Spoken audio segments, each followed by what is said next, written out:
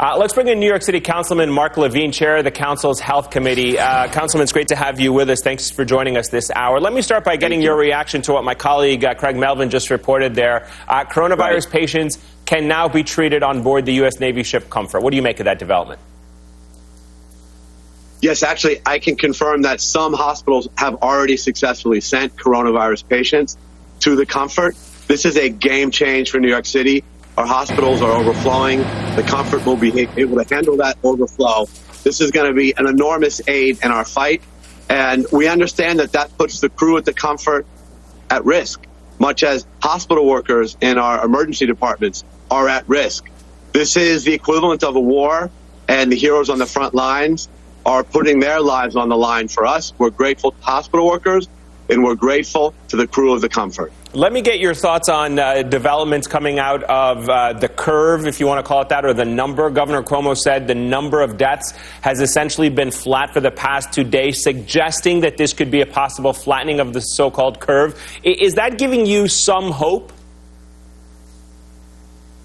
Yes, and what is the number I'm watching like a hawk is hospitalizations. And that number has stopped increasing. And that is the surest sign yet that we are near the apex, probably just days away, maybe 3 to 7 days away. Now, inside of hospitals, it's still brutal because there are more people being admitted than being discharged. So from the perspective of the ER staff, this is really rough, and it will be. This is going to be our toughest week. And when we do get to the other side of the apex, it's going to take a while to ramp down, just as it took a while to ramp up. So we still need more ventilators. We still need more equipment. We still need relief staff.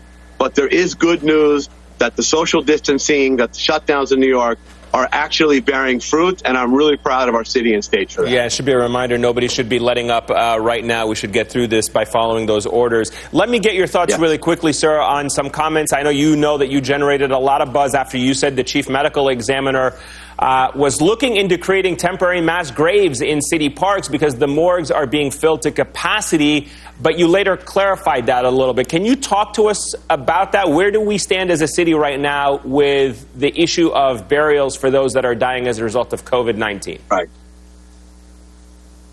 Yes, if temporary interment is needed, then it will be done on Hart Island, which is an island off the coast of the Bronx. There's a public cemetery there now. It's not heavily active, but it would be ramped up if needed, if the number of deaths doesn't drop significantly. We're hopeful that it will. This is necessary potentially because the normal funeral homes, cemeteries, they're not able to function at anywhere near the level needed right now. And so it's fallen on our chief medical examiner's office, which is excellent, to take over the storing of bodies during this crisis until such time that we can get back to a normal functioning system of funeral homes and cemeteries. And they've been able to do that right now with a network of trailers, the refrigerated trailers that FEMA has donated, and we hope that will be sufficient. But if it's not, then the plan would be to use Hart Island for temporary interment in a respectful, orderly, professional manner. All right, New York City Councilman Mark Levine, we certainly hope it does not get to that situation. Thank you very much, sir, for your time. Appreciate it.